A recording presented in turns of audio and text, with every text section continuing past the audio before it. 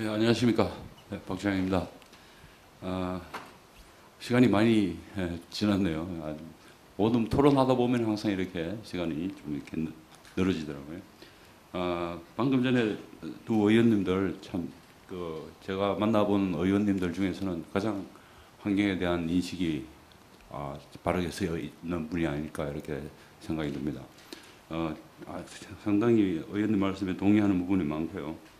특히 한강 속에 사업을 해가지고 왜 하수 처리장이 늘어났냐, 뭐 이런 부분도 우리가 시사를 많이 생각해봐야 되는 부분인데, 그렇습니다. 그러니까 마무리가 매끄러지 않으면은 그 사업에 그렇게 돈이 많이 들어갔더라도 지금 같은 문제점은 계속 상존하게 돼 있는 겁니다.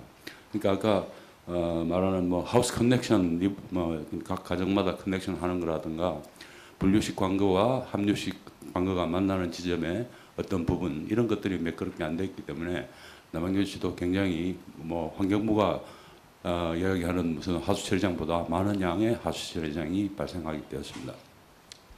그런 부분에 대해서 아까 저기 시장님께서 형 아우 관계인데 환경부가 형이고 뭡니까 남양주시가 아우, 저는 오히려 바뀌어야 된다고 생각을 해야 되는데 원래 서비스를 하는 쪽이 환경부가 되거든요. 그게 바람직한 어떤 요즘 정부의 자세고 그런데 제 생각하면은 뭐 법원에서 무혐의가 나왔다 그러니까 뭐 좀 제 생각하면은 좀 이용당한 거 아닌가 이런 생각도 개인적인 그런 생각도 해봅니다.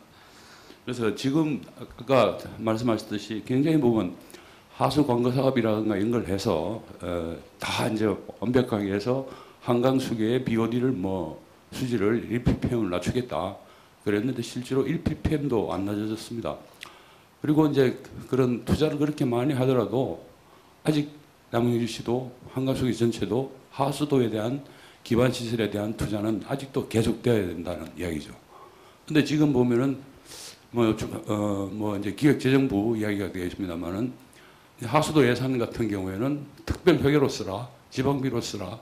그래서 국비 보조를 굉장히 안 해줍니다. 그래서 모든 지자체, 여기뿐만 아니라 다른 데도 다 그런 문제점이 있는데 그런 부분에 대해서는 어떤 환경부의 좀 전향적인, 더 적극적인, 뭐랄까, 이제 이 사태의 시급성이라든가 이런 걸 해서 기획재정부 그쪽에 눈을 뜨게 만들어야 되지 않나 이렇게 생각합니다. 환경부도 굉장히 노력은 하고 있습니다. 제가 그건 알고 있고요. 그래서 그런 게 돼야 된다 이런 거고 지금 우리가 이제 그 하수도 보급률 해가지고 여기도 남양주시도 현재 92%랍니다. 그래서 이제 그런 잣대를 보면은 92% 같으면은 거의 투자가 다 완료됐는데 뭘 또 그러니까 뭐 기획재정부나 더 위의 시각은 돈을 쓰려고 그러느냐. 이런 이야기가 되는 거죠. 그러니까 92%를 하는 건 이제는 의미가 없습니다. 여기 지금 뭐 하수도 비전 이야기할 때 92%를 98%로 올리겠다. 2030년에. 이제 그런 걸 쓰지 마십시오. 아까 민 의원님이 이야기하셨는데 실질 하수 처리율이라는 게 있습니다. B점에서 나가든 점에서 나가든 여기서 나오는 BOD 총량, 뭐 TNTP의 총량을 과연 남양주시에 있는 그 처리 시설들이 얼마만큼 낮춰졌느냐 이걸로 평가해야 됩니다. 그리고 총량 규제 잣대도 바로 그런 식으로 가야 되고 이제 보급률 가지고는 이야기할 때가 안 됐다 이거죠. 그런데 그 실질 하수 처리율이라는 그것도 환경부 직원이 이야기한 겁니다. 근데 그게 작년 초에는 한참 이야기를 하고 보고를 하고 그러더니 이제는 또 잠잠하게 이야기 들어갔습니다. 그런 이야기 또 안 해요. 또 그걸 가지고 하자니까 너무 또 부담이 되는 모양이죠. 어떤 속사정인지 모르겠는데 최근에는 그런 이야기를 들어본 적이 없어요. 또 보급률 이야기하고 있는. 참 환경에 정말 할 일이 너무 많습니다. 할 일이 너무 많은데도 보면은 그 환경의 어떤 그 분야에 계신 분들이 어떤 그런 깊은 애정과 이런 게 비해서 너무 보면 돈은 안 쓰려고 그런다 이런 생각이 들고요. 그 정부에서도 그런 데 대해서는 모르고 있고 그게 좀 시각이 많이 바뀌어야 되지 않나 생각이 듭니다. 그리고 윤주환 교수님의 그 발표 내용 중에 우리나라가 왜 분류식으로 다 정비를 해야 되는가 이거 나왔습니다. 우리나라가 강우가 집중이 되다 보니까 그러니까 오수관 사이즈하고 하수관 사이즈가 오수관 사이즈하고 우수관 사이즈가 엄청나게 큰 차이가 납니다. 그래서 우리가 하수 설계하다 보면은 그 빗물 내리는 양에 따라 맞춰야 되기 때문에 오수는 그냥 평상시에는 밑에 바닥에만 조금 흐릅니다. 그런 현실이기 때문에 하수관에서 다 처리가 되는 거죠. 한 50% 정도는 관에서 다 처리됩니다. 그런 상황이고, 그러니까 처리된다는 이야기는 썩는다는 이야기죠. 냄새나죠, 여러 가지로. 그래서 아까 그런 모든 문제가 그렇습니다. 음식물 쓰레기를 하수도에 처리하는 문제도 함유식에서는 안 됩니다. 그거는 하면 더 냄새가 심해질 거고, 또 뭐 빗물이라든가 이런 걸 갖다가 이제 자연스럽게 물순환하는 것도 반드시 분류식으로 돼야 되고, 그러니까 2030년 계획에 이제 남영규 씨가 2030년 계획의 목표를 이제 100% 분류식으로 가져간다 그러는데, 제 생각에는 그거를 더 빠른 시기에 당겨야 되지 않나 생각이 됩니다. 그래서 그리고 디테일한 부분, 그러니까 하우스 커넥션이라든가 어떤 함유식 같은 부분은 그 부분을 더 중점적으로 신경을 써야 되지 않나 생각이 되고요. 그리고 한 번 더 마지막으로는 제가 그 생각을 해보는데, 남영규 씨 같은 슬로우 시티 도시와 그러니까 자연이 공존하는 이런 시티에서 생각하면 하수 관로의 길이는 자랑할 게 안 된다 이거죠. 우리 뭐 하수 관로 길이가 뭐 총 연장이 얼마 된다 이런 게 그게 뭐가 들어가 있는가 하면 하수 관료는 굉장히 좀 그렇습니다. 불합리합니다. 한가수의 사업 자체가 하수 관로를 보급한 거거든요. 그래서 그거를 하수 관로를 하수를 모아와서 바뀌어야 되는 게 뭐냐면은 우리가 이걸 자꾸만 분산시켜야 됩니다. 하수 처리장을. 왜 분산을 못 시키냐면은 운영하는데 돈이 많이 들어간다. 운영비 중에 가장 많이 차지하는 게 뭡니까? 뭐냐면은 BOD는 사실은 전력비하고 관련되는 거죠. 사람 인건비입니다. 인건비도 위탁 주고 그것도 그 근무하시는 분들 굉장히 최저임금 수준에서 일을 하고 이러는데, 그거를 사실은 다 그 일종의 생각하면 그것도 일종의 일자리의 창출입니다. 지금 저 박근혜 정부가 이야기하는 창조 경제 중에 일부라는 이야기죠.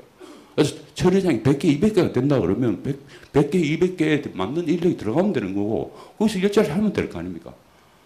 됩니다. 그리고 사실은 모든 기술은 처리 운영하는 데서 나옵니다. 모든 기술이. 관로에서도 나오고, 현장을 봐야지 나오죠. 현장을 안 보고 책상에 앉아서 어떻게 기술을 만들어냅니까? 다 스웨즈라든가 세계적인 물기업은 그런 데서 출발했습니다.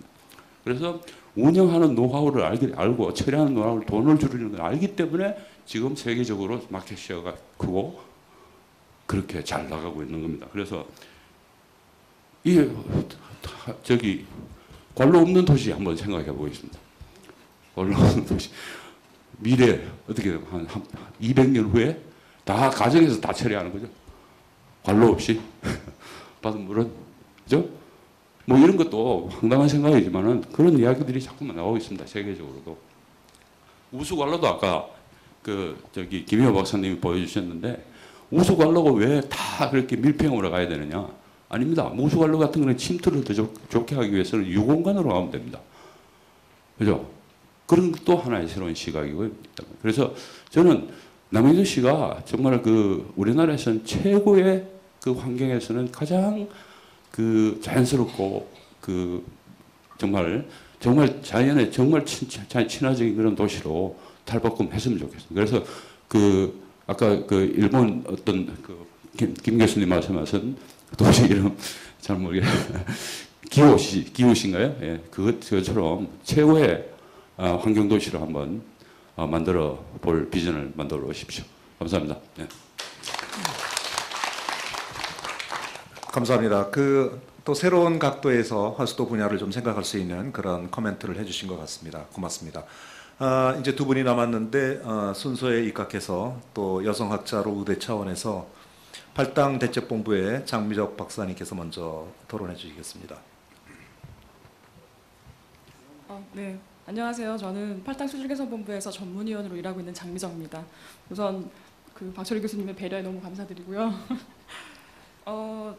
저는 일단은 뭐 지금 앞에서 교수님들이나 박사님들 또 의원님들이 너무 많은 문제점을 다 지적해 주셨기 때문에 어떻게 하면 좋게 해결할 수 있는가에 대해서 초점을 맞춰서 말씀드리겠습니다. 일단은 남양주시가 오늘 발표하시고 또 우리 윤 교수님께서 국가의 하수도 비전 그리고 남양주의 하수도 비전 발표해 주셨는데 원래 하수도가 기본적으로 갖고 있는 모든 기능에 덧붙여서 수자원 재이용이라는 부분 또 에너지라는 부분 나아가서 우리 통일된 조국에서의 하수도의 역할까지도 볼 수 있는 아주 좋은 기회였다고 생각합니다. 그것을 또 남양주시에서도 어느 정도 담으려고 노력을 많이 하신 것 같아서 이런 포럼을 여는 것과 더불어 남양주시 스스로가 이렇게 하수도의 선진화를 위해서 많이 노력하고 있구나라는 것을 다시 한번 느낄 수 있는 기회가 됐습니다. 당부의 말씀을 드리자면 너무 숫자에 연연하지 마시고 그 질적, 기능적으로 하수도가 제대로 기능을 할 수 있도록 많은 관심과 또 노력을 많이 기울여주셨으면 좋겠다는 말씀을 드리고요. 이런 비전이 만들어졌으면 가장 중요한 거는 계획을 잘 세워서 그걸 실천하도록 하는 게 가장 중요합니다. 그래서 잘 세워진 적절한 계획과 그거를 실행에 옮길 수 있는 실행력 이것이 적재적소에 잘 이루어지느냐가 가장 중요한데 무엇보다 이제 관련 계획을 먼저 잘 짜야 되겠죠. 근데 현재까지의 그 관련 계획들 보면 국가 하수도 기본 계획도 있을 것이고 수질오염 청정 관리제도 있을 것이고 앞으로 지금 작성 중이라고 하는데요. 유역 하수도 정비 계획 같은 경우도 여러 가지 계획들이 있는데 앞에 이산의 유 전무님이 말씀하셨죠. 이런 계획들이 현재 서로 연계성이 그렇게 많지가 않기 때문에 계획을 짜면서도 이게 이쪽에서는 너무 많은 하수량이 발생이 되고 이쪽에서는 되게 적게 발생이 되고 이런 문제점이 있어요. 이게 지침이 통일되지 않았기 때문에 생기는 문제들이죠. 근데 전체적으로 하수도도 물론 중요하지만 앞으로 교수님 말씀하신 것처럼 이게 하수도랑 기존의 상수도랑 수자원에 관련된 모든 분야들이 이제 벽이 허물어지게 되면 이런 관련된 계획들의 연관성이 굉장히 중요합니다. 그것이 다 같이 하나된 목표를 가지고 가야지 여기는 이 부분만 중요하고 여기는 이 부분만 중요하고 이렇게 따로 놀게 되면 결국에는 이것도 저것도 안 되는 결과가 되기 때문에 무엇보다도 부처 간에 서로 이렇게 융합이 돼서 소통이 되는 그런 과정을 거쳐서 제대로 된 계획이 나와야 된다고 생각하고요. 이런 제대로 된 계획이 짜진다고 하면 그 다음에 더 중요한 게 바로 지역의 특성을 잘 반영을 한 계획을 수립할 수 있도록 해주는 게 가장 중요합니다. 여러 가지 계획들에 대한 종합적인 검토를 통해서 이제 우리가 하수도 정비 기본 계획을 수립을 하게 되는데 이거를 함에 있어서 지역에 따라서 사회 또 문화, 환경적인 변화에 대해서 신속한 대응이 가능하도록 하수도 업무 추진 절차가 간소화돼야 되고 그리고 무엇보다 이런 맥락으로 해서 더불어 하수도 정책 권한의 지방 이양이 또 필요한 시점이라고 생각을 합니다. 그간에 사실 이런 제가 말씀드린 여러 가지 계획들이 중앙정부 위주로 중앙정부에서 통제를 하다 보니까 중복돼서 통제를 하는 경우도 있고 또 지자체의 자율성을 너무 저해하기 때문에 꼭 필요한 계획이 반영이 안 되는 경우도 있었고요. 또 그렇기 때문에 여러 가지 민원도 발생했고 작년에 하도권도 이런 승인 과정에서의 문제점도 배제할 수 없는 그런 문제가 있었습니다. 그래서 이런 문제가 워낙 과거에도 많이 있었기 때문에 도에서 중앙정부에 이런 하수도 정비 기본 계획 승인 권한을 지방에 가져와야 된다라고 계속적으로 요청을 했었고요. 작년 9월에 지방분권 촉진위원회 상정을 거쳐서 저희가 이제 가져오긴 했어요. 승인 권한을 가져오긴 했는데 아시는 분 아시겠지만 가장 중요한 상수원 관리구역에 대한 부분을 가져오지 못했습니다. 이게 남양주를 포함한 14개 시군에 경기도 전체 면적의 30%에 달하는 부분에 대한 승인 권한을 못 가져왔다는 점이 너무너무 아쉬운데 환경부 입장에서는 정말 중요한 상수원 보호구역이기 때문에 기존에 있었던 난개발이나 지방에서 권력을 남용할 수 있다 이런 부분에 대한 우려를 표명한 부분이라고 하지만 제일 중요한 거는 이제 6월부터 우리 총량관리도 시작할 거고요. 그리고 이미 도시기본계획이라든지 총량관리라든지 거기에 맞는 하수도 기본계획에 이런 난개발은 어차피 안 되게 돼 있고 오히려 수질 개선을 가능하도록 한 구조가 되어 있음에도 불구하고 이 부분을 지방 이양을 안 해줬다는 게 참 안타깝고요. 무엇보다 8당 상수원 중요하죠. 근데 중요한 만큼 관리를 굉장히 잘해야 되는 지역이고요. 그 말은 이런 지역일수록 환경 변화에 또 그 하수도에 문제가 발생했을 때는 즉각적으로 대처가 가능하도록 시스템이 만들어져야 되는데 그 부분이 빠졌다는 게 정말 가장 아쉬운 점이라고 할 수가 있습니다.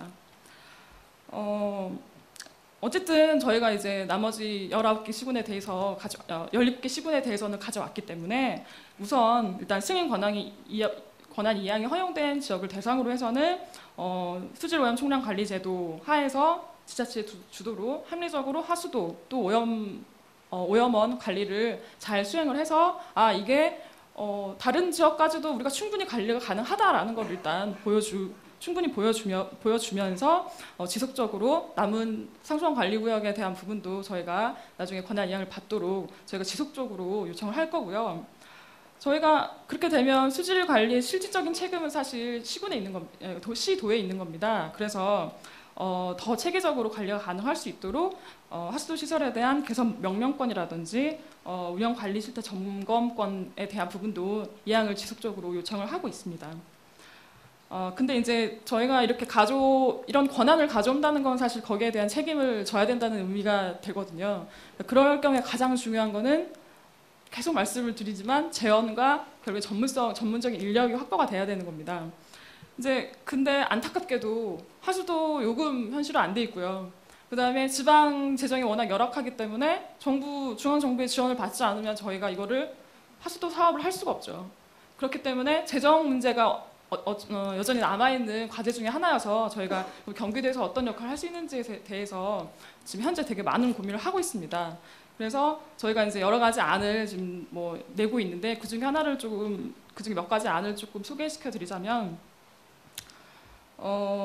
일단은 저희가 하수도 사업에 요구되는 재정을 중앙 정부에 일괄적으로 받아서 그거를 지자체에서 여러 가지 사업을 한다고 했을 때 거기에 면밀하게 검토를 해서 예산을 배정하고 중앙 정부도 상위 계획과 충분히 연결이 됐는지 그다음에 난개발이나 이런 걸 막을 수 있는지에 대해서 충분히 검토를 한 후에 예산을 지원을 해주면 서로 큰 문제 없이 잘 진행이 되리라고 생각합니다.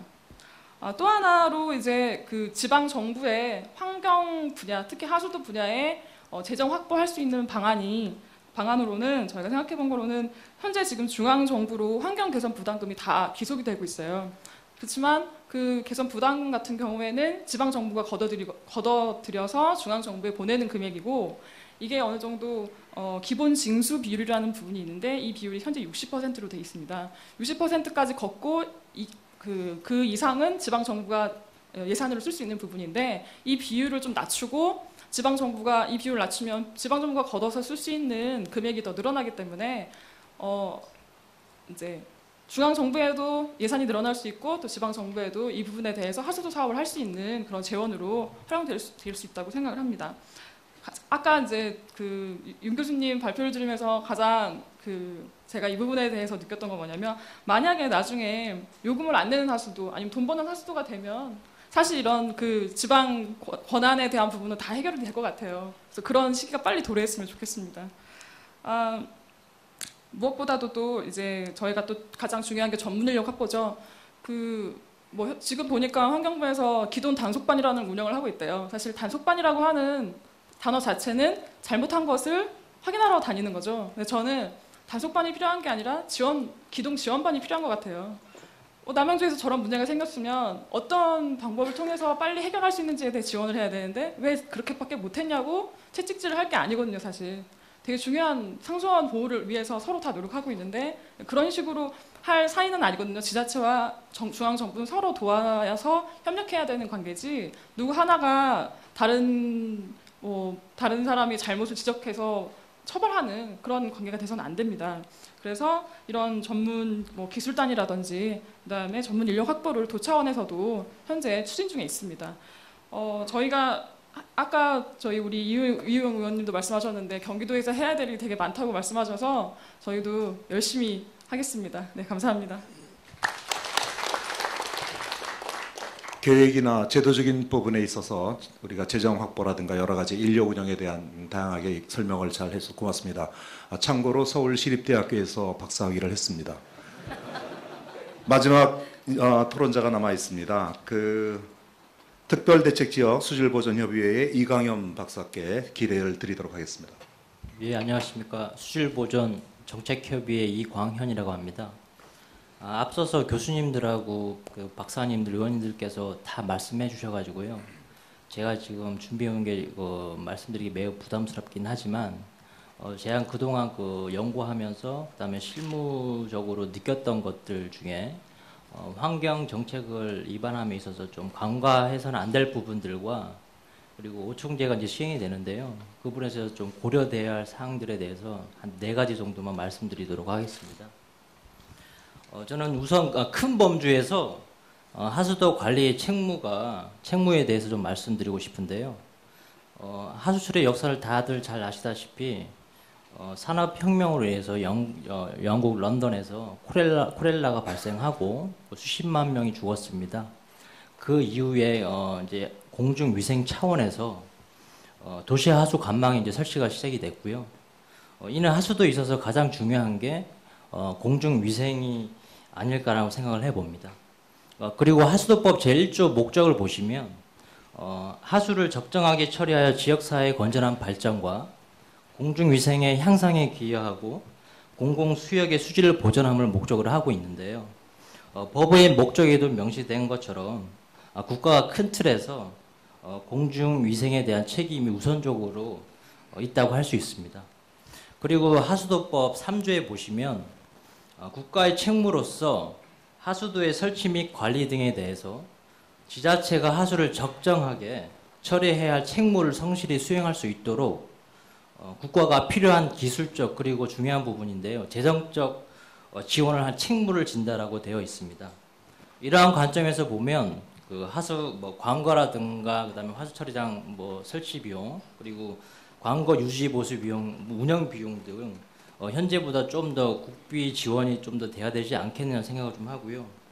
그리고 물론 한정된 예산으로 한계가 있다고는 하지만 한강 수계 수질 보존에 궁극적으로 책임져야 할 곳은 국가가 아닐까 생각을 합니다. 물론 지자체에서 하수를 적정하게 처리하기 위해서 최선을 다하겠죠. 그러나 지자체에서 재원을 충당할 수 있는 것은 한계가 있기 때문에 그 이외에 들어가는 소요 재원들에 대해서는 반드시 국가가 한 번 정도 책임져야 할 것이라고 생각을 하고요. 그 부분에 대해서 좀 더 생각을 해봐야 될 것 같습니다. 앞전에 유범수 전무님께서 발표하신 자료를 보시면 남양주시의 도시 성장률이 연 3.8% 정도로 나와 있고요. 이에 반해서 하수도 보급률은 연 한 1.3% 수준으로 나와 있습니다. 보시면 한 2. 몇 프로 갭이 있는데 이러한 차이는 제가 생각하기에는 하천과 수계 수질 개선과 보존의 한계를 가지고 있다고 보거든요. 따라서 도시 성장률에 따라 그것에 걸맞는 하수도 보급이 반드시 이루어져야 된다고 보고요. 그렇게 될 수 있도록 정책 방향의 설정이 필요하고 아울러 도시 계획이 세워지기 전에 하수도 보급 이러한 것들이 우선되어야 한다고 생각을 합니다. 그리고 남양주시에 보시면 화도읍하고요. 그다음에 조안면, 수동면이 있습니다. 이 3개 면은 특별 대책 지역으로 지금 지정이 되어 있는데요. 이 3개 면의 하수도 설치율을 보면 69.2%입니다. 평균적으로. 남양주시의 평균 설치율보다 한 10% 이상이 좀 이게 낮은 수치로 되어 있는데요. 화도, 조안면, 수동면 같은 경우 특별 대책 지역이기 때문에 북한강 수계로서 팔당 상수원 우리 수도권 2,400만 시민들이 먹는 식수원으로 바로 이게 연결되는 곳이죠. 들어가기 때문에 상수도 보호를 위해서 하수도 설치율을 향상시킬 필요가 반드시 있을 거라고 보고요. 이러한 특수한 지역인 경우에는 물론 한강 수계 기금도 있긴 하지만 국가가 우선적으로 재정적인 지원을 바탕을 해서 설치율을 좀 높이는 방안이 필요하지 않을까 생각을 합니다. 자, 두 번째로 하수처리 용량 산정에 있어서 지역적인 특수성이 좀 고려되어야 할 거라고 저는 생각을 하는데요. 남양주 같은 서울 인근 지역은 평일은 큰 외부 인구 유입량이 없지만 주말이나 성수기에는 상당한 외부 인구들이 유입이 됩니다. 근데 하수처리장 설계할 때 보면 그러한 유동 인구들에 대한 설계 용량 산정에 있어서 반영이 거의 안 되고 있거든요. 그래서 이러한 특수한 지역들을 고려해서 지역에 대해서는 그러한 그 유동 인구 등에 통해서 나오는 그 하수량도 좀 고려를 해서 처리장을 건설을 할 때 좀 여유 있게 설계를 하고 용량 산정을 해야 되지 않을까라는 생각이 듭니다. 물론 이제 설계 유량보다 기존에 돌아가는 그 처리장 자체에서 유량이 많이 들어온다고 해서 처리가 안 되는 건 아닙니다. 처리할 수는 있지만 공정 운전이 아주 노하우가 필요하고요. 상시적으로 안정적인 방류수 수질을 준수하기는 쉽지 않습니다. 용량을 초과한 부분에 대해서는. 그래서 그런 이제 설계할 때 좀 고려가 필요할 것 같고요. 그리고 설계 시 저희들이 이제 설계 시 평가를 할 때 보면 물론 이제 경제성 부분하고 다른 뭐 기타 공법의 적합성, 용이성, 유지관리 편의성 등 뭐 다양한 어떤 항목들이 있는데요. 경제성 위주로 많이 그 평가되는 것을 많이 봤거든요. 그래서 하수처리장 단위 공정들을 경제성 평가로만 이제 설계를 하게 되면 아주 컴팩트한 공정들이 나오게 되는데요. 그러한 공정들은 실제 유지관리 운영할 때 상당히 좀 어려움이 있습니다. 따라서 평가를 할 때 경제성 부분도 물론 중요하긴 하지만 그것보다는 공정의 성능 및 안정성 그리고 운전 유지관리 용이성이라든가 부하 변동에 강한 어떤 그 기술적인 부분들을 좀 부각시켜서 그러한 공법들이 설계에 반영될 수 있는 좀 어떤 제도적인 개선이 필요하지 않을까 생각을 합니다. 세 번째로 지금 저희들은 그 하수도라고 얘기해서요. 공공하수 위주로 얘기를 하고 있는데 저는 개인 하수도에 대해서 좀 얘기를 하고 싶습니다. 2011년 그 하수도 통계 자료에 따르면 그러니까 우리가 흔히 얘기하는 공공하수처리 시설이죠. 전국적으로는 한 3,300여 개가 있습니다. 그 중에서 한 500톤 이상이 한 500여 개가 있는데요. 반대로 개인 오수처리 시설, 우리가 흔히 얘기하는 오수처리 시설이라고 하는 것은 전국에 40여만 개가 있습니다. 40여만 개. 그 중에서 하수처리 구역 외 지역에 있는 게 30여만 개가 넘습니다. 자, 그래서 남양주로 들어와 보면요. 남양주에서 하수처리 구역 외에 있는 개인 오수처리 시설이 6,000개가 넘습니다. 6,000개가. 물론 그 용량으로 보면 우리가 흔히 얘기하는 뭐 공공하수처리 시설 용량하고 비교할 바는 안 되죠. 500톤 대부분 500톤 이하고요. 그리고 그 6,000여 개 중에 절반 이상은 아마 2톤 이하일 겁니다.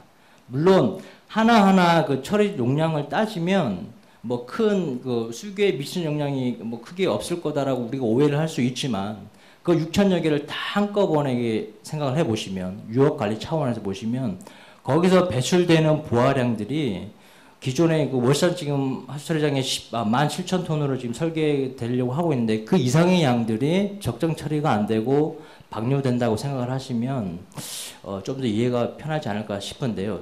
따라서 제가 드리고 싶은 얘기는 개인 하수이기에 개인이 설치 및 관리를 책임지고 해야 한다는 것은 너무 좀 가혹하지 않느냐.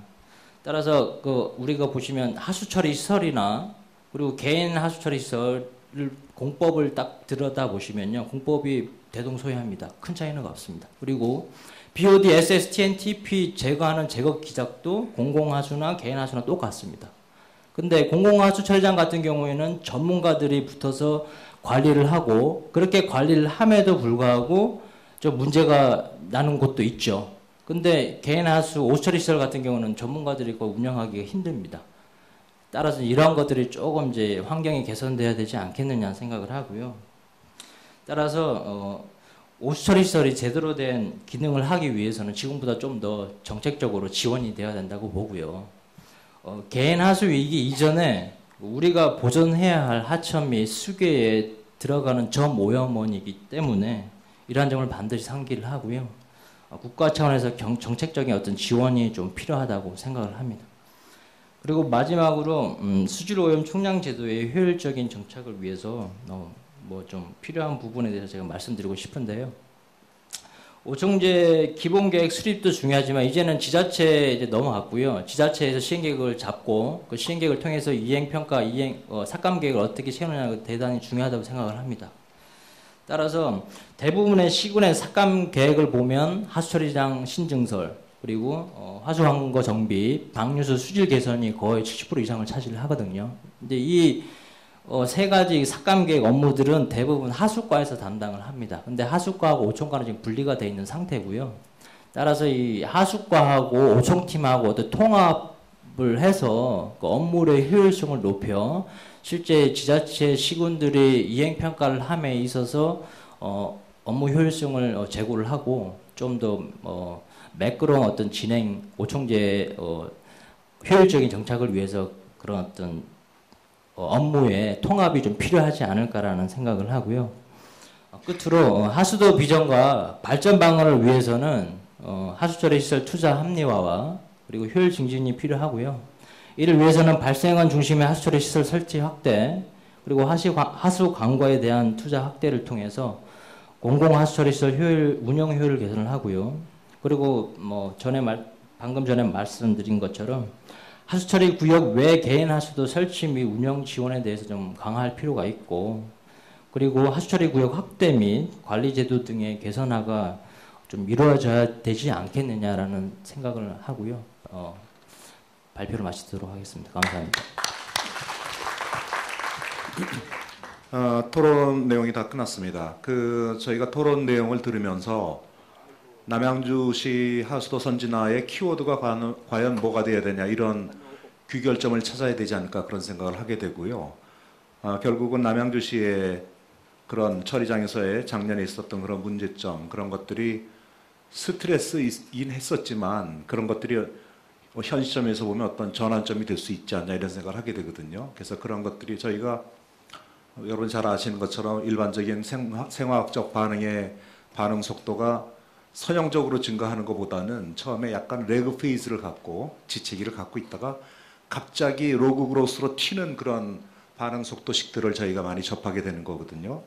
아마 남양주시의 하수도 문제가 그렇지 않을까. 작년에 그런 스트레스를 벗어나면서 급속도로 지수성장식으로 성장하는 그런 새로운 하수도를 갖는 남양주시가 되리라 생각하고요.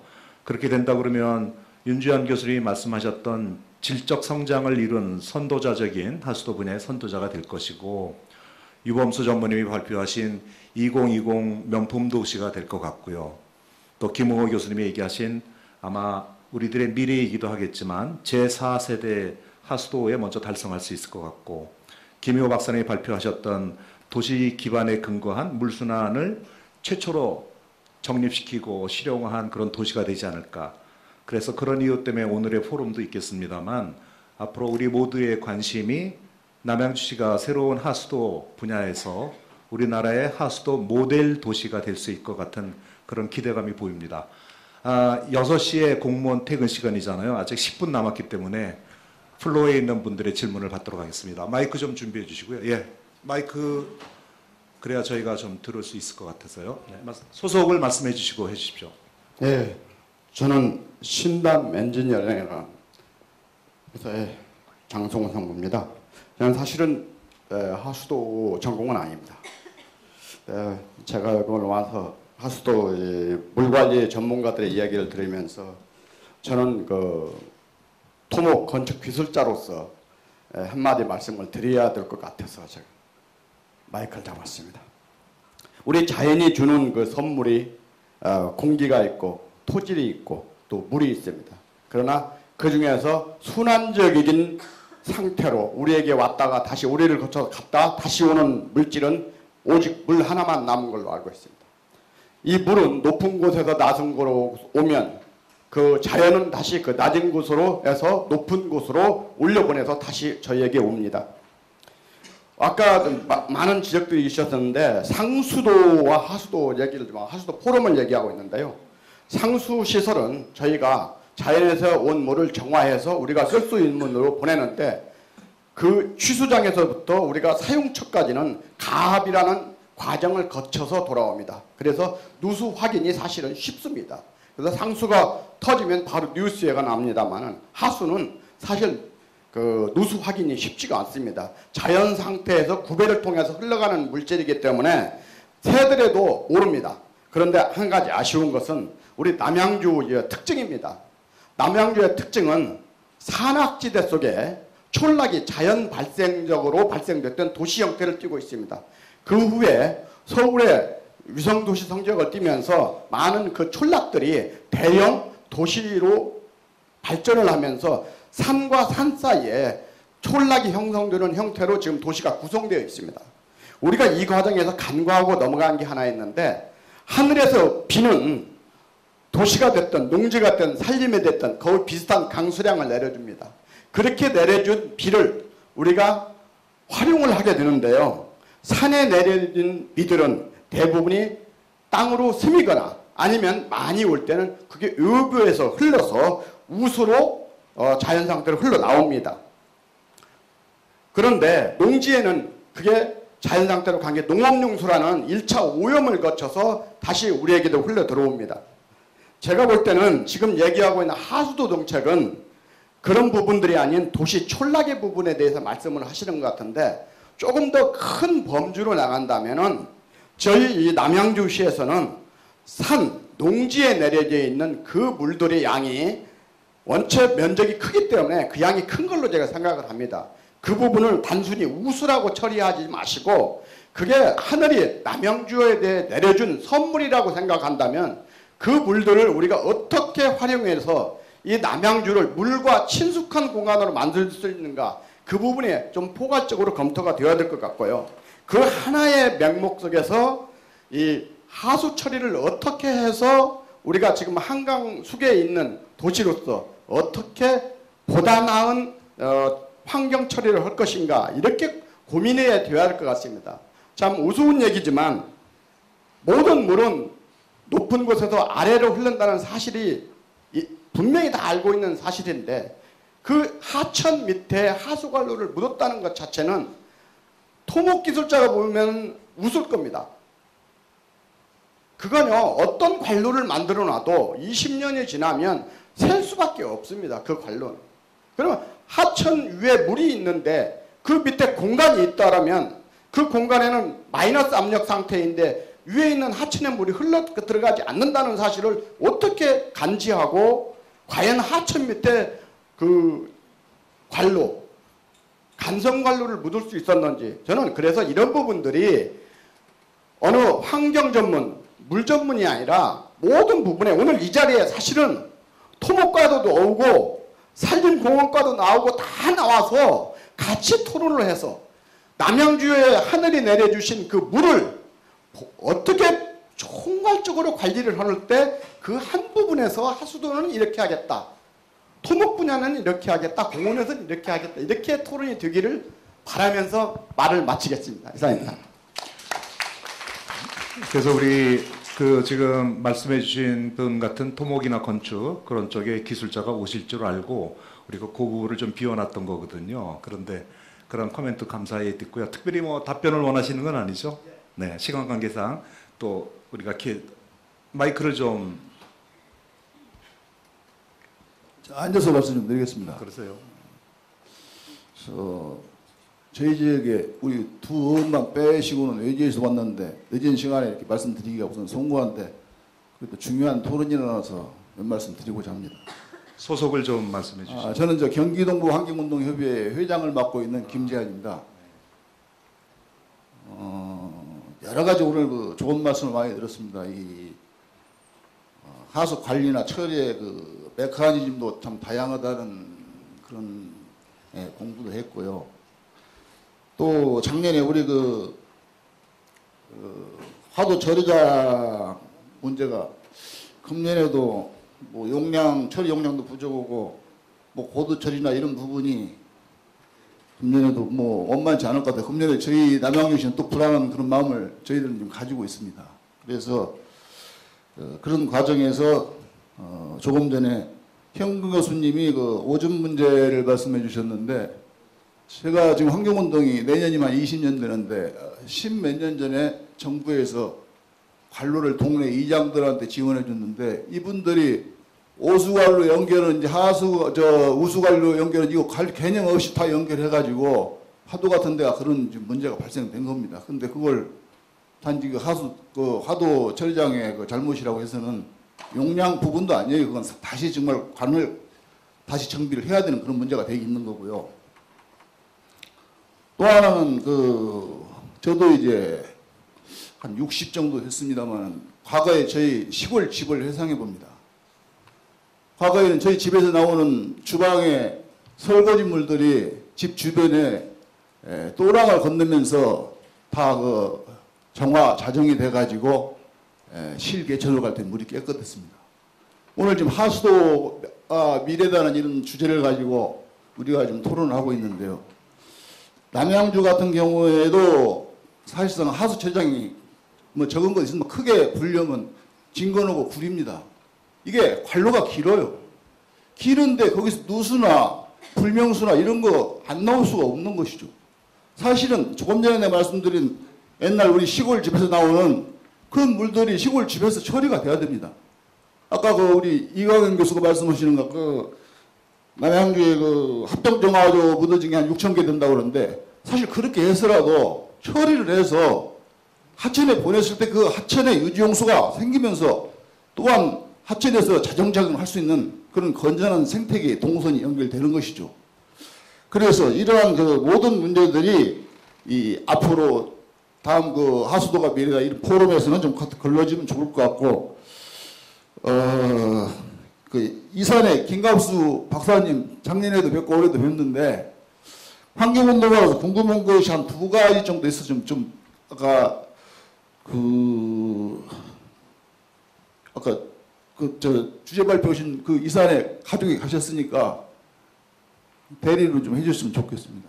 저희들이 궁금한 게 지금 아까도 저기가 그런 말씀이 나왔는데 하천변에 그 지금 부스러운 관로들이 있는데 그게 뭐 불명수 들어가 못마땅하고 여러 가지 또 바로 그 하천 바로 수변 바로 옆에다 그렇게 지금 만들어 놨습니다. 또 때로는 하천 안에도 있는데 그 가장 이상적인 그 관로를 만약에 하천에 설치하면 어떻게 해야 이상적인 것인지 그걸 저희들은 좀 궁금하게 생각하고 있고요. 또 하나는 그 불명수 저강 대안으로서 그 노후관 그 정비 외에 또 어떤 그 대안이 있는 것인지 이런 부분에 상당히 궁금증을 가지고 있습니다. 이상입니다. 감사합니다. 그 회장님 말씀 답변하기 전에 질문자가 또 있으신가 확인해보고 답변의 양을 조절해야 되거든요. 혹시 또 다른 코멘트나 질문 있으시면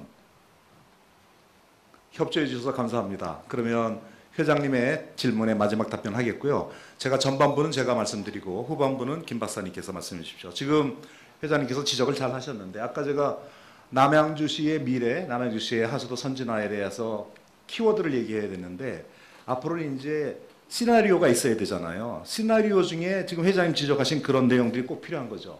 관고 문제라든가 불명수 문제, 불명수, 관고, 오접 이 3개 단어는 같이 다 들어가는 부분이고요. 작년도에 문제 있었다는 부분도 아마 그 부분에 있었다는 걸 설명을 해주셨고 저희한테. 그래서 제가 앞으로 봐서는 지금 지적하신 그런 문제는 앞으로 이제 실행 단계에서 우리가 짚어봐야 되는 부분인데 안타깝게도 이게 남양주시만의 문제가 아닐 수도 있거든요. 그렇다면 우리가 이제 외형적인 부분은 다 갖춰놨는데 실질적인 부분에서 실속 있는 그런 하수 관리가 되기 위해서는 지금 지적하신 불명수, 오접 이런 부분, 관거 이런 것들은 꼭 우리가 해결될 문제고요. 그런 것들은 여기 있는 전문가들이나 우리 해당 공무원들이 같이 숙제로 생각하고 문제를 해결하려고 하고요.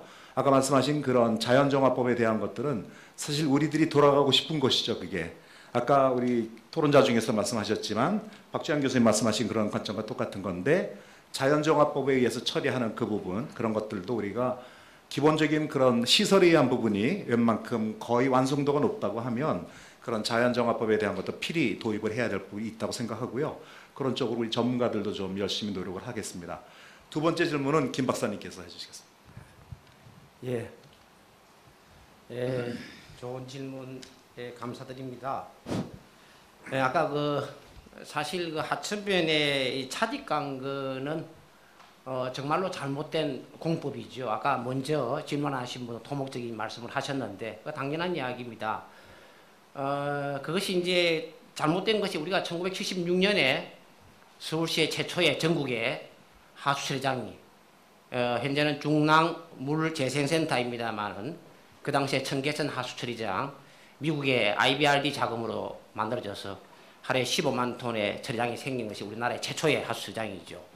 근데 뭐 우리나라가 사실 그 서울시가 76년만 하더라도 거의 도시가 개발이 완료된 상태이기 때문에 큰 이렇게 마크로적으로 본다면은 처리를 해서 차직 광고를 뚫고 처리장을 가기 위해서 하다 보니까 하천변에다가 보상이 없는 또 쉬운 공법인 하천변에다가 차직 광고를 깔은 것이죠.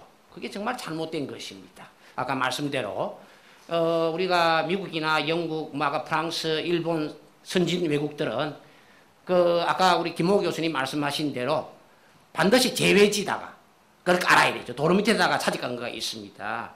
그래서 일본의 경우에는 우리가 공공하수도라고 그런다면은 분류식만 공공하수도가 아니고 함유식, 분류식이 동시에 다 공공하수도죠. 공공하수도가 정비되게 나면은 반드시 고시가 이루어지면은 3년 이내에 아까 말하는 개인 하수도 정화조를 없애줘야 되고요. 법적으로요. 그 다음에 수거식 변소는 수세해줘야 됩니다. 수세하는데 돈이 드는 거는 36개월 아니면 5년에 걸쳐서 무이자로 돈을 빌려주죠. 일본의 제도는요. 되어 있는데 하여튼 그 하천변에 서울시가 먼저 묻다 보니까 전국에서 다 따라한 것이죠. 서울시가 했던 잘못한 것이죠. 근데 지금 전국에 전부 다 하천변에 차직 광고가 현재 묻혀 있습니다. 그걸로 해서 아까 제가 말씀드린 것처럼 서울시가 100만 톤의 불명수를 줄인 것은 차직 광고 정비를 한 것이죠. 계곡수, 지하수 전부 다 정비를 해가지고 100만 톤의 불명수를 줄인 겁니다. 그래서 정말 도로 밑으로 가야 되는데 제지로 잘못해서 그래 지금이라도 남양주시는 아까 그래 차직 광고를 사실 서울시 남양주시가 98.5%의 분류식 광고라 그런다. 분류식 광고는 오수만 들어가는 것이기 때문에 거기 바로 말단에 하수장이 만들어져 가지고 그냥 처리수를 자연야로 공공수역으로 보내줘야 됩니다. 근데 그게 안 돼 있다는 건 이전에 아까 말씀드린 것처럼 제가 생각한 때는 하도 처리장이 생기기 전에 이미 그 빗물 광고를 하수 광고를 이용을 했기 때문에 그리고 또 팔당 수계로 물이 하수가 들어가지 않게끔 해서 차직 광고가 만들어진 것이죠. 따라서 지금이라도 늦지만 이제 차직 광고에 대한 정비를 해줘야 되겠다. 이렇게 아까 말씀을 드린 거고요. 그래서 아까 또 개인화 불명수의 저감은 서울시 그렇습니다. 우리가 현재 고덕지구 서울시에 완전한 분류식 광고 정비이면서도 불구하고 안에 우수관, 오수관의 연결을 참 잘못한 것이죠. 그것이 이제 왜냐하면은 우리가 오수관이 땅 밑에 있고 위에 이제 빗물관이 위에 있습니다. 근데 이제 이게 옛날에 모르시는 분들이 도시가 집을 만들고 나서 하수관을 연결하는데 밑에다 연결했는데 밑에 전부 다 빗물관에 연결을 한 것이죠. 그게 여러 시하오의 큰 하나의 문제입니다. 예? 76%가 시하오 연결을 잘못한 것이죠. 그리고 가천의 종합청사가 있는데 36%가 연결을 잘못해가지고 돈을 얼마 들여도 못하는 거죠. 100년이 걸리는 거죠. 그래서 그런 것들이 이제 문제가 있는데요. 참고로 말씀드리겠습니다만은 그다음 개인 하수도 문제 아까 말씀 있었습니다. 정하죠. 서울시도 60만 기가 묻혀 있습니다. 이웃 나라인 도쿄 615제곱킬로미터 면적이요. 서울이 605제곱킬로미터입니다. 면적이. 거의 면적이 똑같습니다. 근데 도쿄는 정화조가 1개소도 없습니다. 서울시에 60만 기가 묻혀 있습니다. 땅속에. 그래서 이 악취의 주범이 90%가 정화조에서 나오는 겁니다. 그래서 이걸 어떻게 할 것이냐. 왜? 우리나라는 함유식 광고는 빗물을 그냥 배제하기 위한 하수광고였다 보니까 반드시 함유식 광고에는 정화조를 설치하시오. 이렇게 법적으로 되어 있었거든요. 그러다 보니까 정화조를 묻다 보니 그렇게 된 것이죠. 그래서 그런 것이 현재가 문제가 있는데요. 이제는 이제 우리가 그동안에 뭐 급히 달려왔지 않습니까? 일본의 하수 처리장은 1922년입니다. 그래서 우리는 1976년이잖아요. 그런 역사적인 배경이 있고 우리 너무 늦게 시작을 했기 때문에 그러나 우리가 지금 하수도 보급률까지 말 쓰지 말라 그랬는데 일단 환경부가 통계적으로 이야기한 것은 현재 하수도 보급률 92%입니다. 일본은 75%밖에 안 돼요. 1년에 3조엔씩 투자를 하더라도. 그래서 너무 급하게 달려온 것만 사실인데요. 지금이라도 늦었지만 하나하나 이제 정말로 천천히 정비를 해나가면서 확실한 목표를 세워가지고 해나가야 될 것으로 생각을 합니다. 감사합니다. 여러모로 좀 그 시간이 안타깝겠습니다만 시간 관계상 줄이도록 하고요. 우리 발표하신 분들께 발언 기회를 못 드려서 죄송합니다. 그리고 토론자분들 감사하고요. 이제 그 주최하신 우리 과장님께 넘기도록 하겠습니다. 우리 토론자들 수고 많으셨습니다. 예, 수고하셨습니다.